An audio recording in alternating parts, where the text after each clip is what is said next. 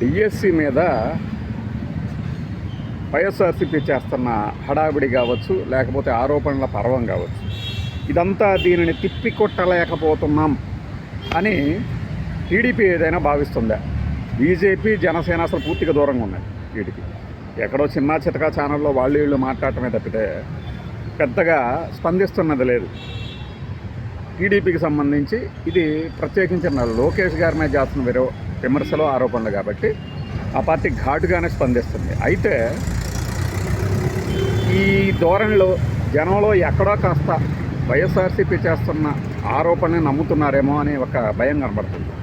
ఎందుకంటే agenda set చేస్తుంది జగన్మోహన్ రెడ్డి, అందులో సందేహమే లేదు. ఇప్పుడు ఆ అమరావతి దగ్గర యూటర్న్ లాగా తిరిగినటువంటి ఒక రోడ్డు గురించిన ప్రచారం కూడా వెంటనే ఈ దినం పత్రిక రంగంలో దిగిపోయి దినపత్రికలతో ఒక వివరణ ఇప్పింపజేశారు. ఇది కాదు, ఇది అది కాదు అని. ఓకే, అది ఏ ప్రచారమైనా కానివ్వండి. ఈ డిఎస్సికి సంబంధించినంత వరకు ఏమంటారు, ఒక కౌంటర్ యాక్షన్ బిగిన్ చేయాలి మనం, లాభం లేదు అనుకున్నట్టున్నారు. కానీ అప్పటికే బస్సు స్టేషన్ దాటి వెళ్ళిపోయింది. గ్రూప్ 1 మూల్యాంకనం మీద కేసులు పెట్టారు. గ్రూప్ 1లో అవకతవకలు జరిగాయి అని టీడీపీ ఇప్పుడు ఆరోపిస్తుంది. అది ఎప్పుడు జరిగింది? 2024లో వీళ్ళు అధికారంలోకి వచ్చారు. 26 ఆగస్టులో ఈ ప్రచారం ఎత్తుకుంటే ఏమవుతుంది? పైగా దాని మీద కేసులు పెట్టారు. సీతారామాంజనేయుల గారిని జైల్లోకి నెట్టారు. దాంట్లో కూడా ఆయనకి బెయిల్ వచ్చింది.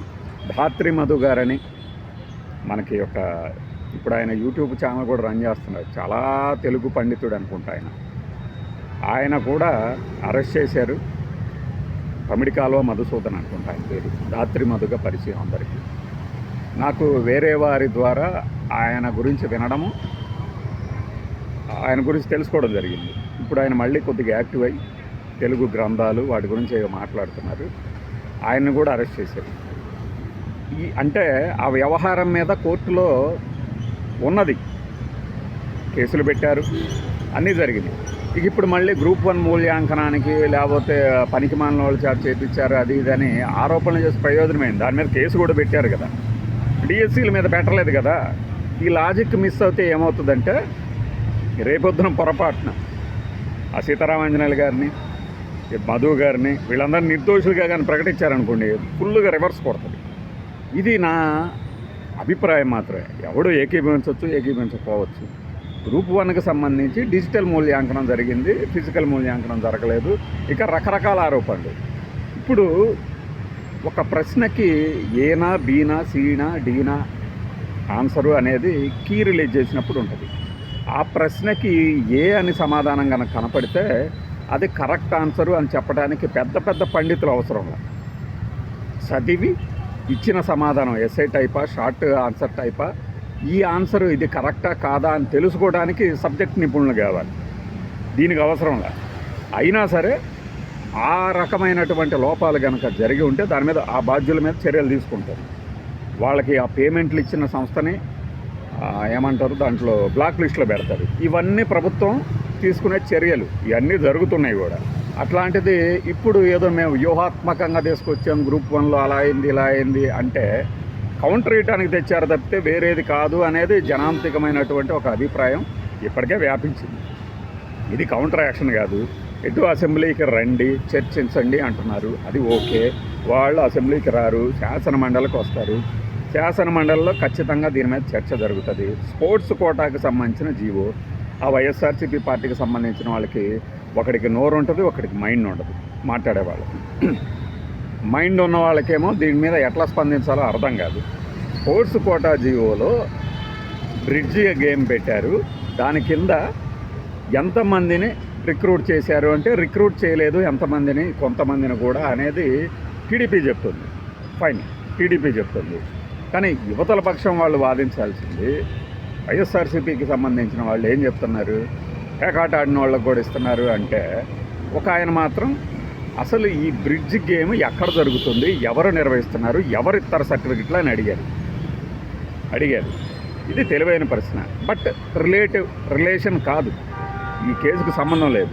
ఎందుకంటే పేకాట ఆడిన వాళ్ళకి కూడా ఇచ్చారు అంటే లేదు, ఆ బ్రిడ్జి గేమ్ ఆడిన వాళ్ళకి మేము ఆ పథకం తెచ్చుకున్న వాళ్ళు కానీ సర్టిఫికెట్ తెచ్చుకున్న వాళ్ళకి కానీ మేము ఒక్క ఉద్యోగం కూడా ఇవ్వలేదు అని టీడీపీ వాళ్ళు చెప్తున్నప్పుడు ఇక ప్రశ్నే ఉత్పన్నం కాదు. రెండవది, స్పోర్ట్స్ కోటాలో ఎంతమందికి ఇచ్చారు, వాళ్ళకి నిజంగానే అర్హతలు ఉన్నాయా లేవా, ఇది కూడా విచారణలో తేలే అంశమే. దాని మీద వాదోపవాదాలు జరిగితే బాగుంటుంది, కానీ ఊరికినే కూర్చొని అక్రమాలు జరిగిపోయినాయి అని చెప్పేసి కోర్టుకి వెళ్తాం, కోర్టులోనేమో బాధితులు రాలేదు కదా అంటాం, ఇది కాదు వ్యవహారం. ఇంకొకటి, అప్పుడు ఇచ్చిన జీవో రెండవసారి వెంటనే ఎందుకు రద్దు చేశారు, ఇది డిబేటబుల్ పాయింట్. దీని మీద చర్చించుకోవాలి, ఎందుకు రద్దు చేశారు, దానికి సమాధానం చెప్పాలి ప్రభుత్వం. వీటి మీద మండలంలో ఖచ్చితంగా చర్చ జరుగుతుంది. వరద కళ్యాణి గారు కానీ, బొత్స సత్యనారాయణ గారు కానీ, తుమాడి మాధవరావు గారు కానీ, ఇంకా ఎవరైనా సరే వీళ్ళు మాట్లాడతారు. దీని మీద ఖచ్చితంగా మాట్లాడతారు. అలానే అధికార పక్షం నుంచి ఖచ్చితంగా ఆయన వస్తాడు, మంత్రి లోకేష్ గారు వస్తారు, ఆయన సమాధానం ఇస్తాడు. దీనికి నేను జగన్ పిలిచాను కాబట్టి జగనే రావాలి అంటున్నాను, జగన్ స్థాయి కాదు కాబట్టి జగన్ రాడు మేము వస్తాను వీళ్ళు అంటాం. ఇదంతా ఏంటంటే రాజకీయంగా ఆధిపత్యం కోసం. బట్ జనంలో కూడా ఇయే చర్చలు జరుగుతాయి, కానీ పాయింట్ల గురించి మాట్లాడుతున్నారు. అసలు నిజంగా డిఎస్సిలో స్పోర్ట్స్ కోటా ద్వారా ఎప్పుడైనా డైరెక్ట్గా ఇచ్చారా పోస్టులు, గత డిఎస్సిలో ఎప్పుడైనా, ఈ ప్రశ్న అడగాలి, సమాధానం రాబట్టాలి. ఇస్తే ఏ ప్రాతిపదికన ఇచ్చారు, ఇది దీని గురించి మాట్లాడుకోవాలి. అది వదిలేసి నేను తెగ లాజిక్ మాట్లాడే కదా అనేసి బ్రిడ్జ్ అయినా ఏదైనా పేకలతో ఆడేది పేకాటే అంటారు. బట్ అలాంటి ఆటలో పథకాలు పొందటమో లేకపోతే సర్టిఫికెట్లు తెచ్చుకోవటమో అలా చేసిన వాళ్ళకి ఎవరికైనా ఇచ్చారంటే ఇచ్చారు, లేదంటే లేదు. రెండోది, ఇటువైపు నుంచి అసలు ఆ బ్రిడ్జ్ గేమ్ ఆంధ్రప్రదేశ్లో ఎక్కడ ఆడారు, ఏ అసోసియేషన్ దానికి ఇస్తుంది సర్టిఫికెట్, పోనీ నేషనల్ లెవెల్లో ఎవరు ఇస్తున్నారు, పోనీ ఇంటర్నేషనల్ లెవెల్లో ఎవరు ఇస్తే ఆ సర్టిఫికెట్లు ఇప్పటిదాకా ఎంతమందికి జారీ అయ్యాయి, దీని గురించి చర్చ జరగవచ్చు. అంతేగాని ఊరికనే రాజకీయంగా ఒకడి మీద ఒకటి బురద జల్లుకుంటూ పోతే ఏమీ మిగలదు. ఇక్కడ స్థాయిల గురించి ఏం లేదు. నీకు నిజంగా రేపు అసెంబ్లీలో దీని మీద చర్చ జరగాలి. అయితే మేమే కాదు మీరు చేశారు అక్రమాలు అన్నట్టుగా గ్రూప్ 1 తీసుకురావటం మాత్రం కరెక్ట్ కాదు. ఎందుకంటే గ్రూప్ 1లో దోషులుగా కొంతమందిని వీళ్ళు దోషులుగా ఆరోపించి నిందితులుగా చేర్చి జైల్లో వేశారు. అంటే మీరు ఏమంటారు, మీరు చేసే ఆరోపణల మీదేమో మీరు కావాలంటే మేమేం చెయ్యం, కానీ పోయి కోర్టులో వాదించుకోండి, కోర్టులో ఏమో మీకు ఎదురు దెబ్బలు తగులుతున్నాయని చెప్తున్నారు.